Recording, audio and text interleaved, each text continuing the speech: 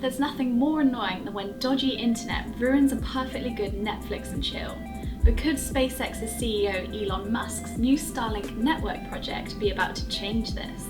Blasted off from a Falcon 9 rocket, Musk successfully launched the first 60 satellites of thousands that will deploy in the hope to eventually provide a low-cost, high-performance internet access anywhere in the world. It essentially means rebuilding the internet, but this time in space. So how will Starlink work, and when can we expect to benefit from it?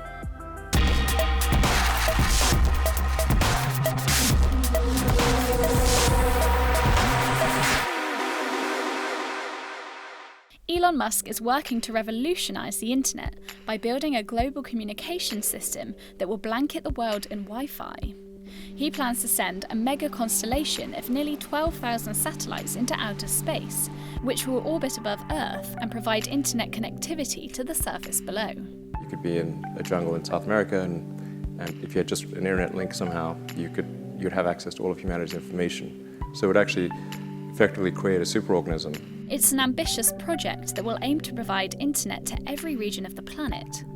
The MEGA-CONSTELLATION will be broken into two, the first being sent to a slightly higher altitude and comprising of 4,409 satellites, and the second made up of 7,518. It's so ambitious that it essentially means sending up half the satellites within the next 6 years, in the hope that Starlink will be operating to some capacity by 2020.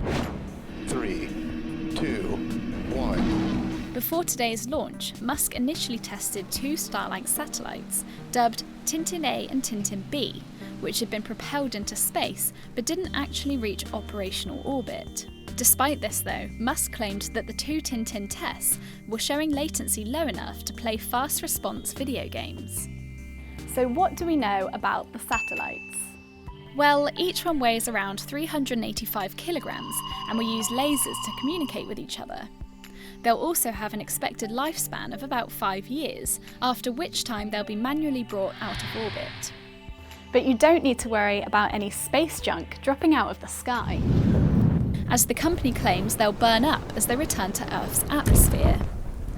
While satellite internet has been around for a while, the ones currently sitting in space are 22,000 miles high over the equator, and with a distance that long, it has meant connectivity for us Earthlings are unreliable and slow. And I thought the internet would be something that would dramatically affect the future of humanity. It would be like acquiring a nervous system. And whereas previously communication would have to occur almost by osmosis. And if Musk manages to meet his goal, the new initiative could give the world internet speeds that are around 40 times faster than what we're experiencing now, and it won't matter whether you're in the middle of a city or deep in the Amazon jungle. But with all this potential for a faster way for the world to communicate, it's perhaps no wonder that the competition from rival companies is heating up. SpaceX has so far managed to keep Starlink's technology from its research and development to serious mass production under wraps. But the Federal Communications Commission, or the FCC, has also approved requests from the likes of OneWeb, Telesat and Amazon to establish big satellite internet constellations of their own. Just about half the world has limited to no communications at all. And OneWeb is designed, it's a big project, but OneWeb is designed to bring internet access right to the schools and right to the places in the most rural of environments. High-speed internet access, 50 megabits per second, 30 milliseconds latency, so it's identical to a cable modem without being constrained to having to live in the city. The total cost of the Starlink initiative is an estimated $7.8 billion, which will cover the costs of each launch of a Falcon 9 rocket. But to receive just minor internet connection here on Earth, SpaceX would have to send up 6 more launches of 60 satellites, while moderate coverage would need 12. And while this time the launch took place on a Falcon 9 rocket, SpaceX also has ambitions of getting its colossal Starship rocket ready that could one day take Falcon 9's place.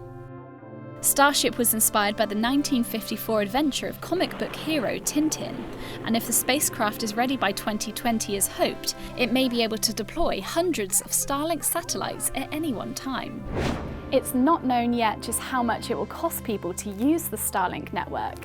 but Musk has previously said is likely to be a relatively cheap way for 3 billion people who don't already have internet access to get online.